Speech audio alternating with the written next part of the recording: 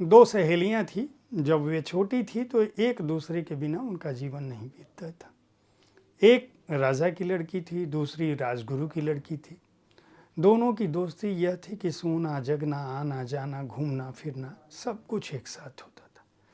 एक दिन तालाब में नहाने के दौरान एक सहेली ने दूसरी की साड़ी पहन ली।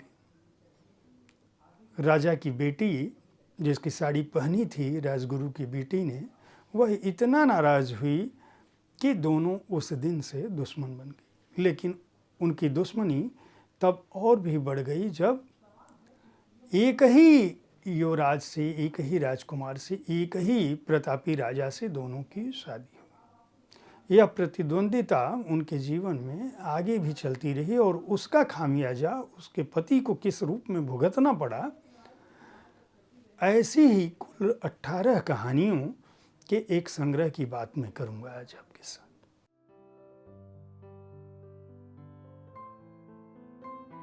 आप देख रहे हैं साहित्य तक। मैं हूं जयप्रकाश पांडे। यह कार्यक्रम है एक दिन एक किताबें का बुक कैफे में मैं जो पुस्तक पर राय रखने के लिए उपस्थित हूं, उसका नाम है कालजयी कहानियां वेदों पुराणों से। नीलेश मिश्रा की प्रस्तुति है।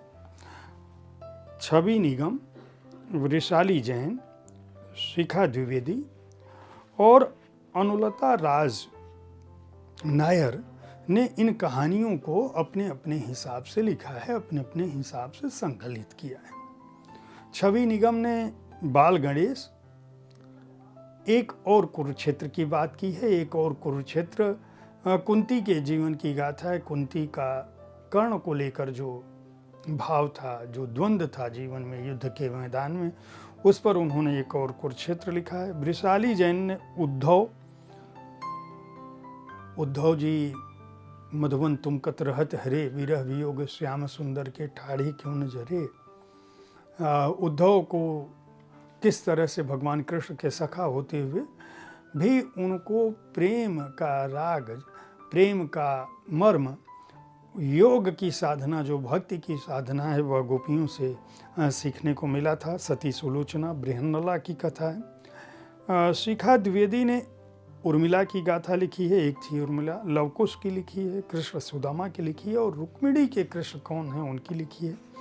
अनुलता राज नायर ने रानी शची की कहानी लिखी है, रानी अनुसुईया की कहानी लिखी है, सावित्री की कहानी लिखी है, पांचाली का मन लिखा है, देवर्षि नारद लिखा है, ययाति लिखा है, राजा हरिश्चंद्र, ध्रुव और भक्त प्रहलाद की कहानी लिखी है। ये पौराणिक कहानियाँ अपने मूल स्वरूप में जिस तरह की हैं, संस्कृत वाङ्मय की अद्भुत कहानियाँ।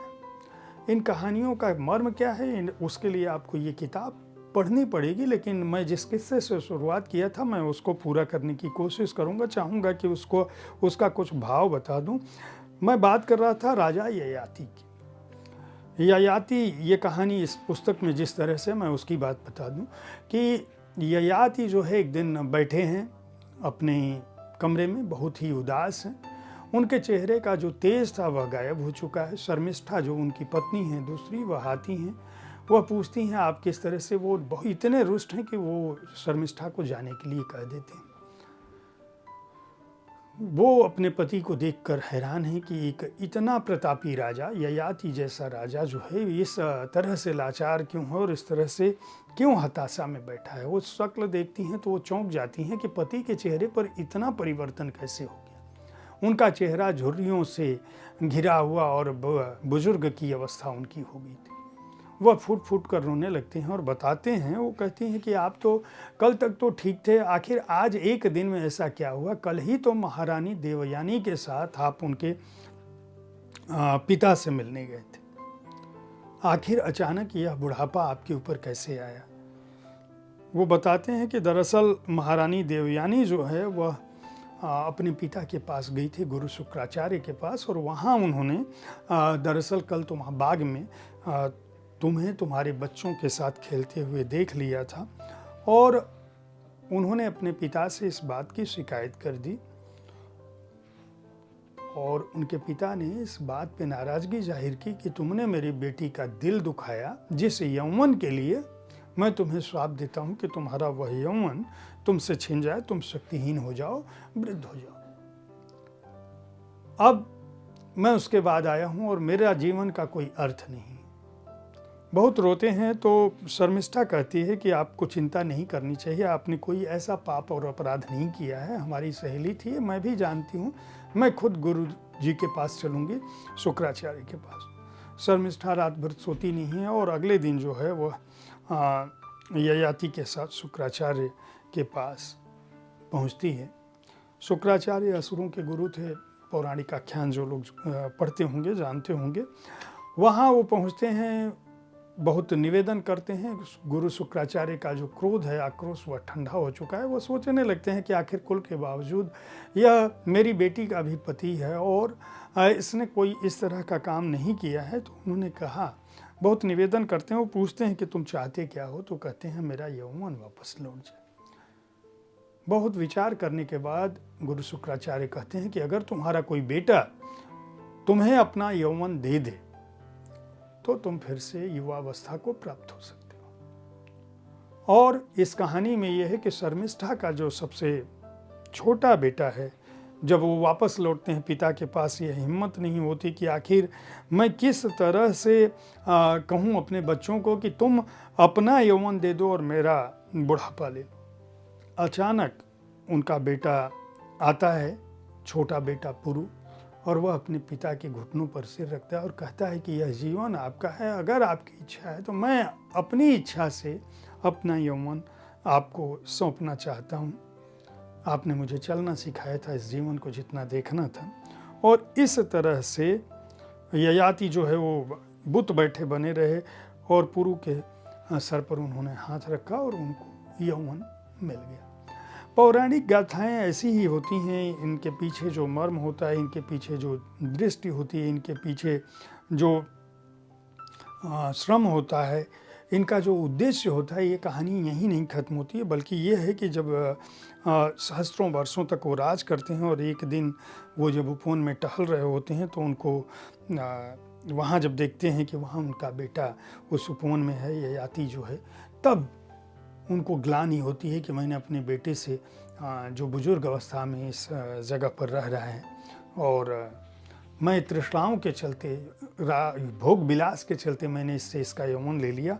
वो वहाँ दुखी हो जाते हैं और उसके बाद ययाति जो है अपना बुढ़ापा पुरु से वापस मांग लेते हैं और बेटे का ऋण जो है एक तरह से चुकाने की कोशिश करते हैं। दरअसल यह कहानी पिता पुत्र के प्रेम पर, गुरु की महत्ता पर, सहेलियों के आपसी ईर्ष्या भाव पर बहुत सारी बातों को कहने की कोशिश करती है। कालजयी कहानियों में वेदों पुराणों की जो कहानियां हैं, जिनके पात्रों के बारे में मैंने जिक्र किया, जिनका उल्लेख किया, ये सभी पात्र ऐसे हैं जो जीवन को कहीं ना कहीं आपको न केवल रोचक किस्से बताते हैं, दिलचस्प किस्से बताते हैं, चमत्कार बताते हैं, बल्कि यह कोशिश करते हैं कि आप कल्पना की उस दुनिया में जाएं जहाँ आपके मनोरंजन के साथ साथ कुछ सीख भी हो।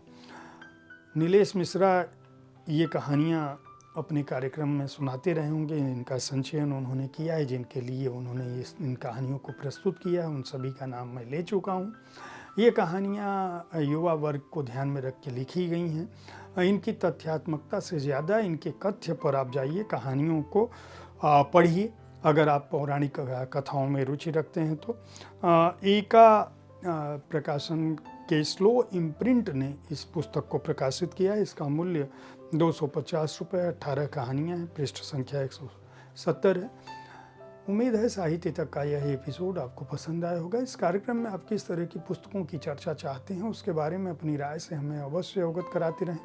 हमारी कोशिश होती है कि विविध विधाओं की पुस्तकों के साथ मैं आपके पास हर दिन पहुँचूँ, ताकि आप उन पुस्तकों के बारे में जान सकें जिन्हें आप पढ़ना चाहते हैं।